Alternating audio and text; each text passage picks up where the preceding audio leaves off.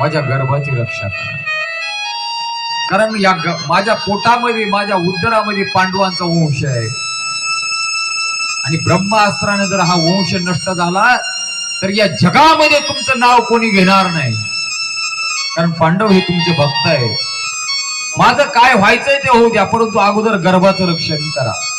गडबडा गडबडा लोटे हे दृश्य पाहिलं कुंती धावत पळत आली आणि भगवंताच्या चरणावर नतमस्तक झाली.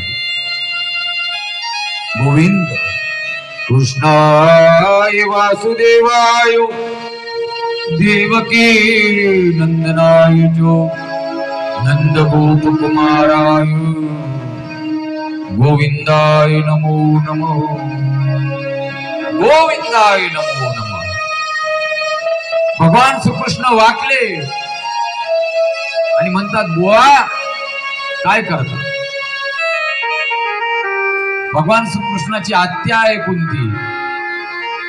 आत्या तुम्ही काय करता? मी तुमचा भाचा आहे आणि माझ्या चरणावर तुम्ही नतमस्तक होता. कुंती म्हणते, नाही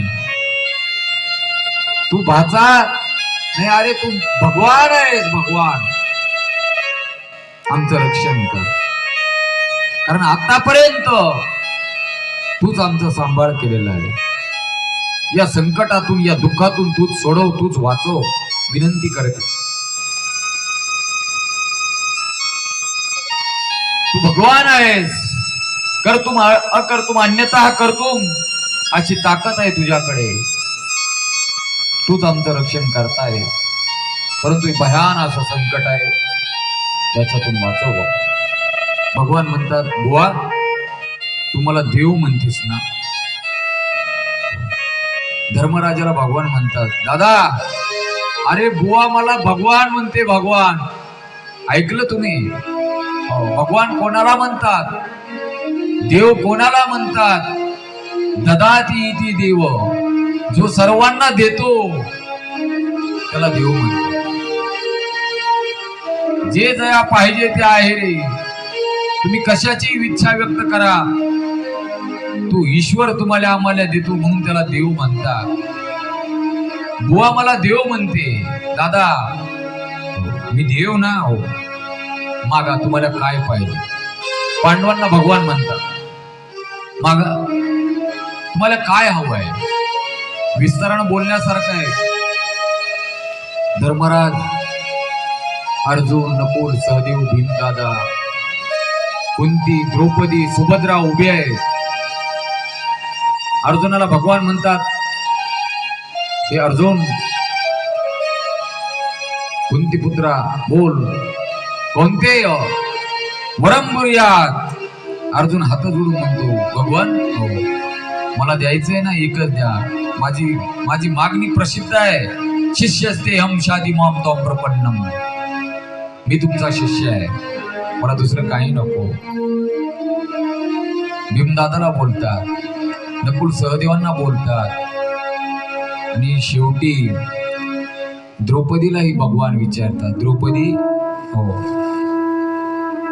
तुझी सासू म्हणते मी देव आहे, काहीतरी माग. महाराज द्रौपदीच्या डोळ्यामध्ये आसू आहेत, अश्रूच्या धारा आहेत. काय मागणार? कारण महाभारती युद्धामध्ये जेव्हा पांडव द्यूतामध्ये हरले महाराज, पत्त्यामध्ये डावामध्ये,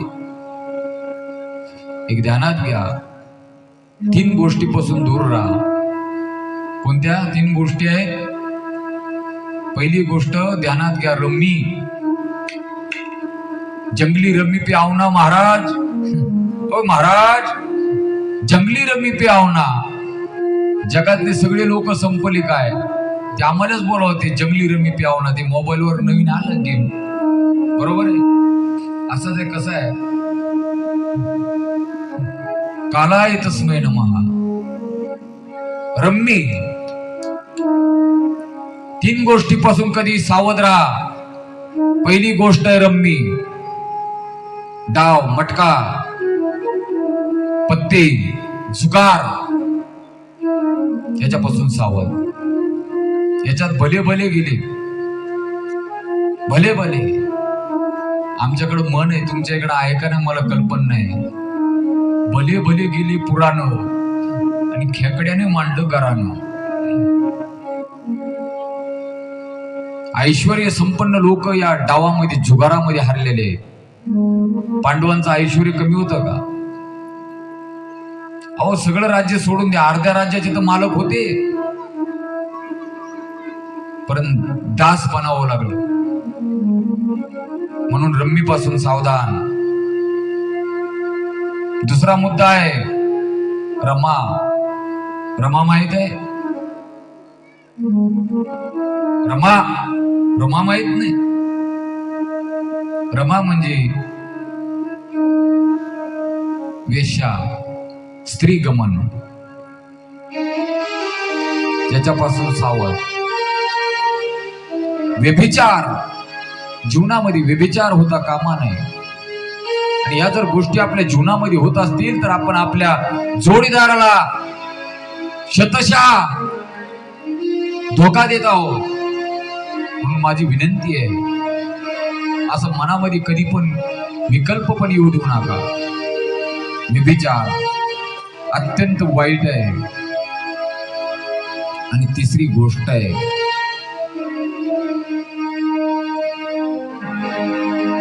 रम.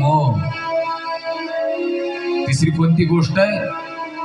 रम. रम माहिती आहे? रम रम रम माहिती आहे का नाही का? तुमच्या इकडे रम नाही का? रम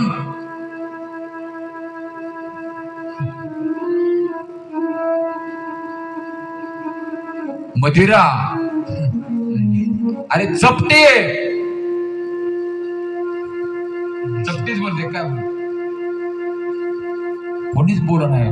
वा धन्यवाद. असं गाव पाहिजे. यांना दारूचं नाव पण माहित नाही. वा क्या बात आहे. एकदा टाळ्या वाजवा सर्वांसाठी. या 3 गोष्टीपासून सावध राहा.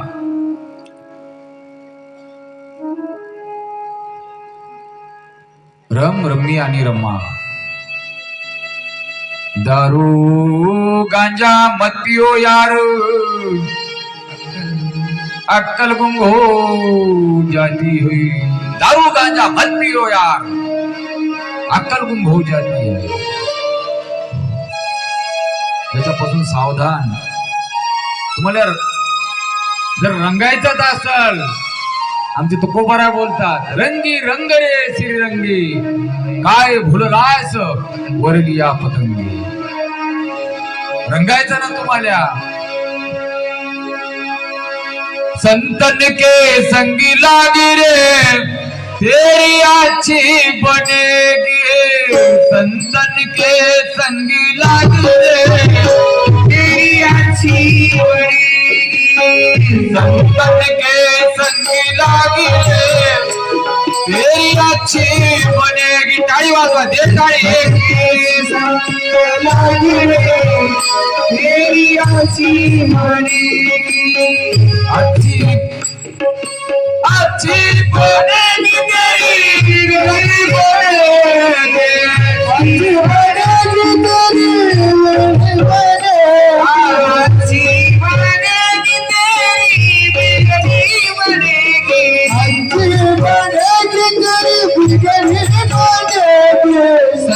हुए तुम्हारो बड़ो भागिले तेरी अच्छी बनेगी.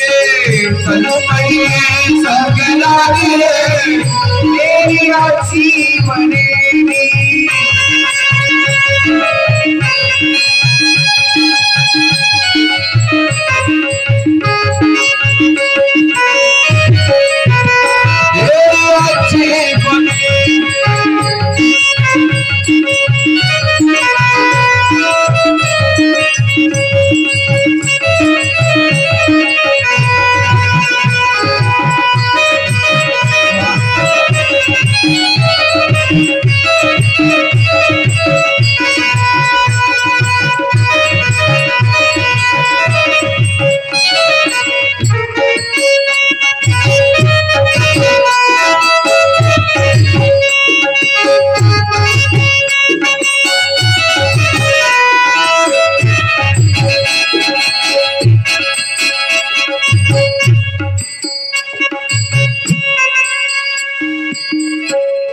जीवनामध्ये जर रंगायचं असेल तर याच्यामध्ये रंगा, भजनामध्ये रंगा, संतांच्या सानिध्यामध्ये रममान व्हा.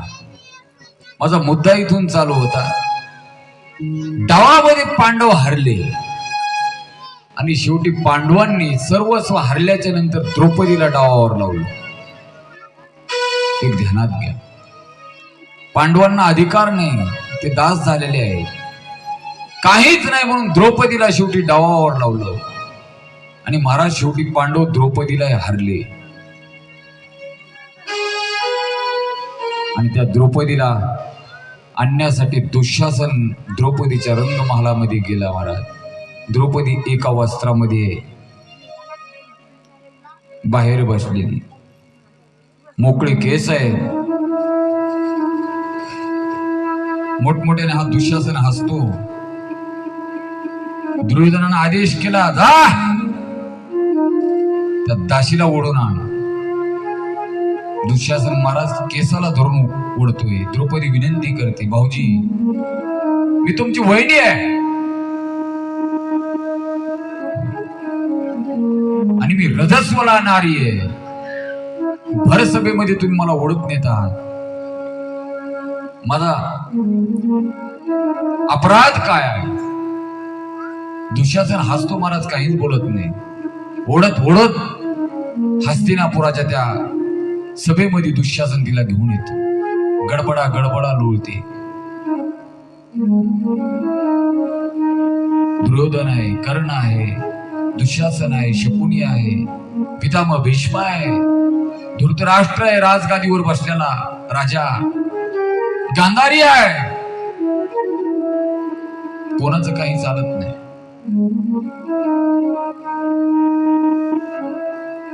शेवटी दुर्योधन आपल्या मांडीची जागा दाखवतो बसण्यासाठी द्रौपदीला. अरे आपल्या भावाची धर्मपत्नी आहे, भावाची पत्नी आपली आई असते. अलग लक्षामध्ये भाऊजाई आपली आई असते, मोठ्या भावाची धर्मपत्नी आपली आई असते.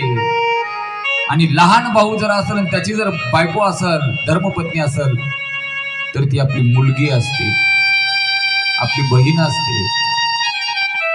हे पवित्र नातं. आणि दुर्योधन इशारा करतो द्रौपदीला मांडीवर बसण्याचा.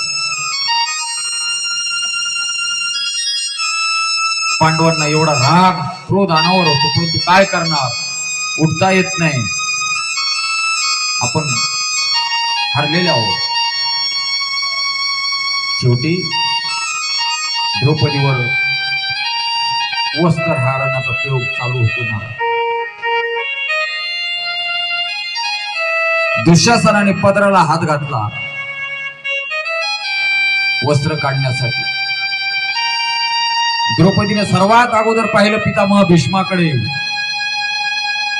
कारण महाभारतामध्ये सर्वात महान धनुर्धर, महारथी, ज्ञानी, वयोवृद्ध, तपवृद्ध, ज्ञानवृद्ध जर कोण असेल तर पितामह भीष्म आहे. भीष्मांनी मान खाली घातली. कौरव पांडवांचे कुलगुरु द्रोणाचार्य, कृपाचार्य यांच्याकडे पाहिलं, या तिघांनी माना खाली घातल्या.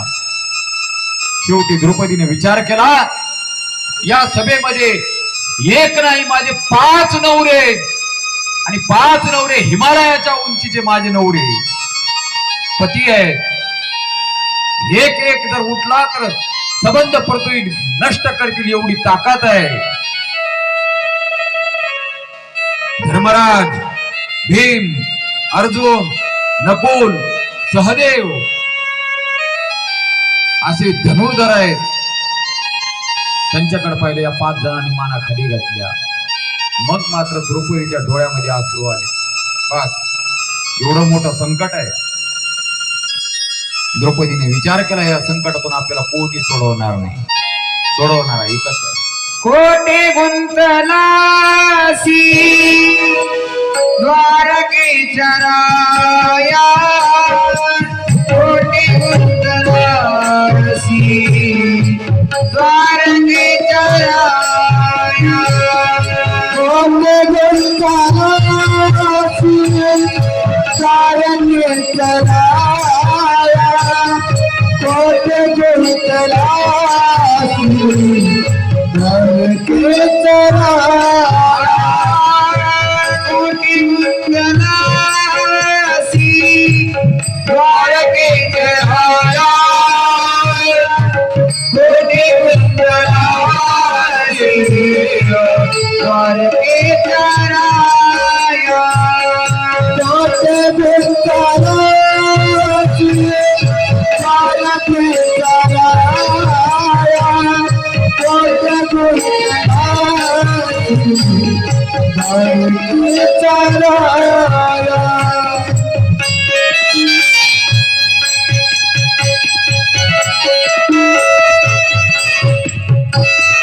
भयान असं संकट आहे. दोन्ही हात वर केले द्रौपदीने. बस आता या जगामध्ये दुसरं कोणी नाही. हे भगवान, या संकटातून, धर्म संकटातून तूच माझं रक्षण कर. डोळे मिटवले द्रौपदीने. हो महाराज, द्रौपदी आर्त हाक मारते, देवा कोठे गुंतला द्वारकेची राया, कोठे गुंतला द्वारकेची राया.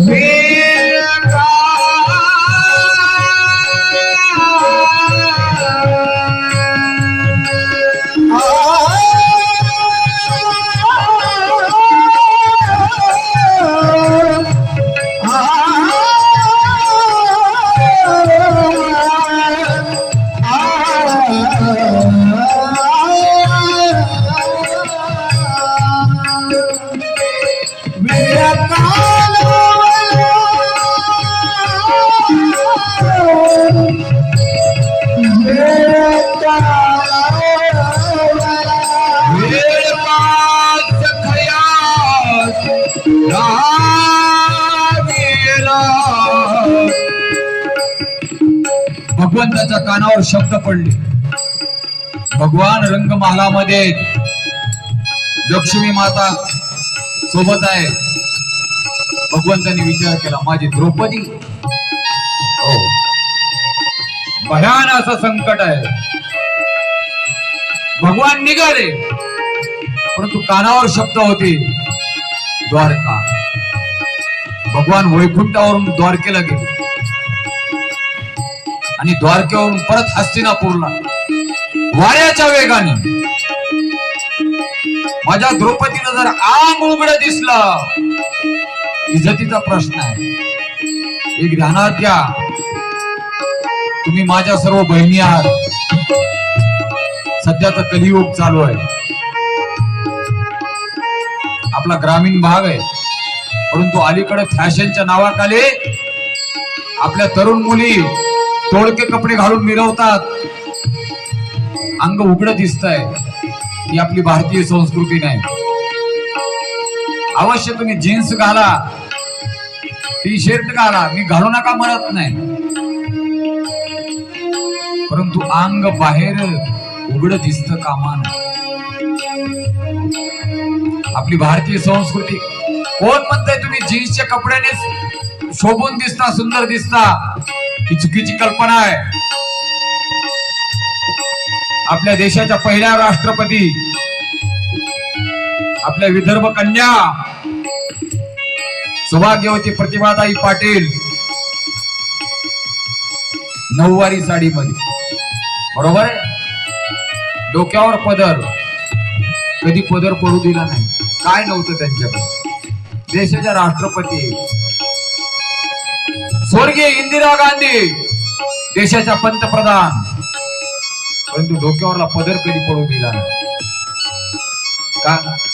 त्यांना कपडे भेटले नसते. मी तुम्हाला विचारतोय, त्यांना जीन्सची पॅन्ट भेटली नसती का? तुमचा गाऊन भेटला नसता का? गाऊन, हा गाऊन कुठून आला कोण जाणे, कोणता राग गाऊन आला बिचारा. गाऊन आणि बडमुडा. कालाय तस्मै नमः. एक बोला, एक ध्यानात घ्या. झाशीची राणी. झाशीची राणी कोण आहे? अरे मेरी जान जाने दूंगी लेकिन मेरी झांसी नहीं जाने दूंगी. इंग्रजासोबत जी स्वतः लढली, कमरेला पदर बांधून. सामान्य नाही. माता जिजाऊ मासाहेब, हो, ज्या जिजाऊ माहेसाहेबाने माझ्या शिवबाला घडवलं. रामायण, महाभारत, भागवत कथा सांगू, परंतु डोक्यावरला पदर आणि चंद्राची कोर कधी खाली येऊ दिली नाही. कितीतरी आक्रमण या महाराष्ट्रावर झाली. आदिलशाह, निजामशाह, कुतुबशाह, पुण्यासारख्या पुण्यभूमीवर अरे औरंगजेबाने, निजामशाहने गाढवाचा नांगर फिरवला. सुजलाम सुफलाम असणारा हे महाराष्ट्र गाढवाचा नांगर फिरवला. शमशान केलं महाराष्ट्राचं, संत भूमीचं. परंतु कमरेला पदर खाऊन मा जिजाऊ मासाहेबांनी छत्रपती शिवाजी महाराजाला त्याच पुणे प्रांतामध्ये शिवनेरीच्या किल्ल्यावर घडवलं. कधी आले तर या गड किल्ल्यांना भेट देत जा. आपल्या मुलांना इकडं तिकडं सहलीला पाठवण्यापेक्षा या छोट्या छोट्या मुलांच्या सहली गड किल्ल्यावर पाठवत जा. शाळांच्या सहली आपल्या शाळेतल्या शिक्षकांना सांगत जा. ही गड दाखवली पाहिजे. जिजाऊ महासाहेबांनी छत्रपती शिवाजी महाराजांना घडवलं आणि वयाच्या 16व्या वर्षी माझ्या छत्रपती शिवाजी महाराजांनी स्वराज्याचं पहिलं तोरण बांधलं. तोरणागड घेऊन. पाठीमागं कोण आहे? जिजाऊ महासाहेब. भारतीय संस्कृती अजून लक्षात घ्या. ज्या भारतीय संस्कृतीमध्ये महान साध्वी जन्माला येऊन गेल्या, ज्यांच्यामुळे आज तुम्ही आहोत, आम्ही आहोत, त्या अहिल्याबाई होळकर. महाराष्ट्राची ही कन्या, मध्य प्रदेश मध्ये यांचा विवाह झाला. होळकर घराणं. बालपणीच विधवेचं जीवन अहिल्याबाईंच्या नशिबी आलं, परंतु डगमगल्या नाही. संबंध राज्याचा होळकर घराण्याचं दायित्व यांच्या अंगावर पडल्याच्या नंतर होळकर घराणं मराठा साम्राज्य त्यावेळेस सामान्य नव्हतं. महाराष्ट्रापासून अफगाणिस्तान पर्यंत मराठी साम्राज्य होतं. अफगाणिस्तान अटके पार झेंडा ज्याला म्हणतात. सध्या अफगाणिस्तान एवढं भव्य साम्राज्य. त्या राजाची ही राणी हातामध्ये सूत्र घेतली आणि पाहिलं या महाराष्ट्राकडे, देशाकडे. या देशातील तीर्थ या यवनाने नष्ट केली होती, भ्रष्ट केली होती. खजाना काढला राजाचा आणि देवळं बांधायला प्रारंभ केला. महाराष्ट्रातलीच नाही, संपूर्ण देशातली देवळं बांधण्याचं काम, मंदिरं बांधण्याचं काम माझ्या अहिल्याबाई होळकरांनी केलं. सगळे ज्योतिर्लिंग अहिल्याबाई होळकरांनी बांधले. हे ध्यानात द्या. घाट बांधले, विहिरी खोदल्या, बारव बांधल्या, मोठमोठाली राजवाडे बांधली. काशीचं विश्वनाथाचं मंदिर अहिल्याबाई होळकरांना बांधलेलं आहे. तुम्ही कधी गेले काशीला? उज्जैनचं मंदिर अहिल्याबाई होळकरांनी बांधलेलं आहे. वैद्यनाथ, परळी वैद्यनाथ, सौराष्ट्रे सोमनाथंच श्रीशैल्य मल्लिकार्जुनम. मी उद्या बोलणार होतो, परंतु आज ओघात आले, बोलून जातो. सामान्य नाही तुम्ही. या भगिनी आमच्या सामान्य नाही. तुमची जी मर्यादा आहे, ही मर्यादा तोडक्या कपड्यामध्ये नाही. भगवान श्रीकृष्णाने विचार केला, माझ्या बहिणीचं जर अंग उघड पडलं तर या जगामध्ये मला तोंड दाखवता येणार नाही. भगवान धावत पळत सुटले. शेवटी भगवंताने विचार केला, असं धावपळ करून चालणार नाही. म्हणून भगवंतानी स्वतंत्र अवतार घेतला द्रौपदीसाठी. तो अवतार म्हणजे वस्त्र अवतार. वस्त्री हरणी वस्त्री कैसी झाली माऊली, कौरवी पांचाळी सभे माझी आलिले, वस्त्र हरणे वस्त्री कैसी झाली माऊली. भगवंतानी स्वतंत्र वस्त्र अवतार धारण केला. माझे गुरुजी वैकुंठवासी मृदंग महर्षी पांडुरंगजी महाराज वैद्य हे आपल्याच विदर्भातले, ते सुंदर सांगायचे याच्यावर. भगवंताने अनेक अवतार घेतले, परंतु हा अवतार एक वेगळा अवतार आहे, वस्त्र अवतार आहे. तो कापड वेठी तयाचे दिठी कापड झाला. अमृत अनुभवामध्ये ज्ञानोबा बोलतात, कापूस कापड झाला. वस्त्र अवतार. दुःशासन वस्त्र ओढतोय, ओढून ओढून ओढून थकला, ढिगला,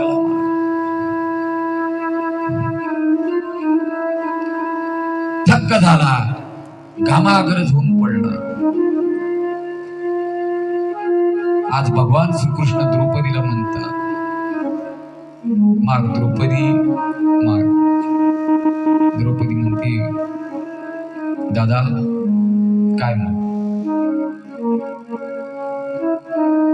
अरे तू तर माझी लाज राखलीस, तुला मी आज काय मागू?